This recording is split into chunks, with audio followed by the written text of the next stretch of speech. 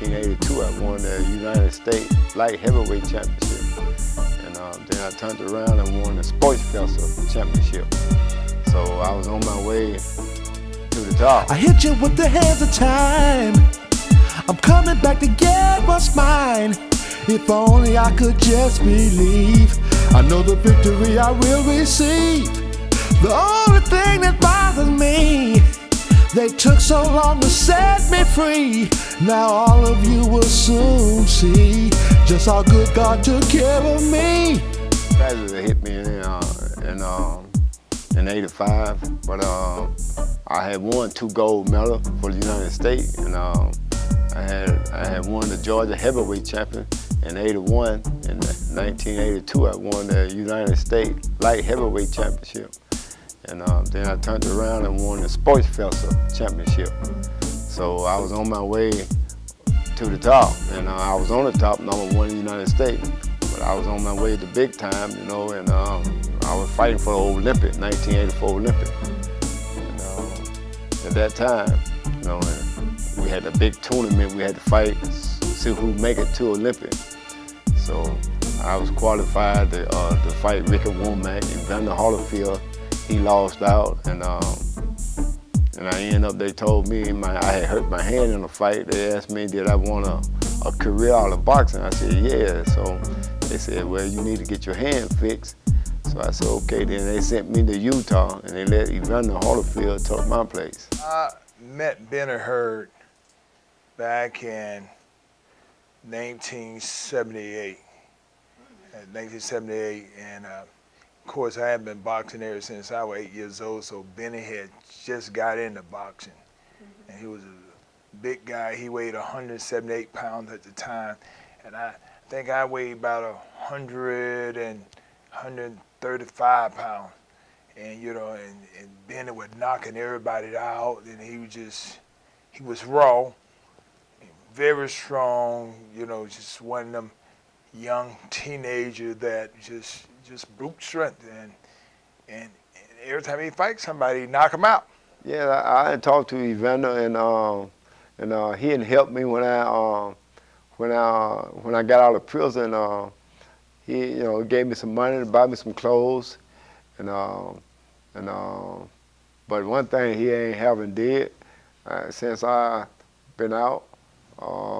Me and him was stuck together like this on the team, and he never invited me to his house. You know, and I think that he should have, because we were real close. When Bennie got out, I had been the heavyweight champion of the world 3 times. So you know, when he got out, me and him talking and all that, he would say he was gonna come back and all this, and you know, he was still in great shape. He's a lot older, and now, but I realized that it was gonna be difficult for him, you know, but it wasn't for me to try to kill his motivation, because I realized that in the game of boxing, if you tough and you ain't got a name, ain't nobody gonna fight you. They're gonna say, I don't have to fight that guy. So, you know, by him being at the age that he is, you know, 47, 48, and all the young fighters say, I ain't fighting him. I don't have to fight him. And they would dodge him, and they won't give him his opportunity, because the fact of the matter is that if he was young, they feel that they had to go through him, and he get a nice promoter, but ain't nobody trying to promote nobody that older, because somehow they just say, you know, you ain't gonna draw nobody. Ain't nobody trying to see nobody old, because they started calling me old when I was 30 years old. At 30, they were calling me old.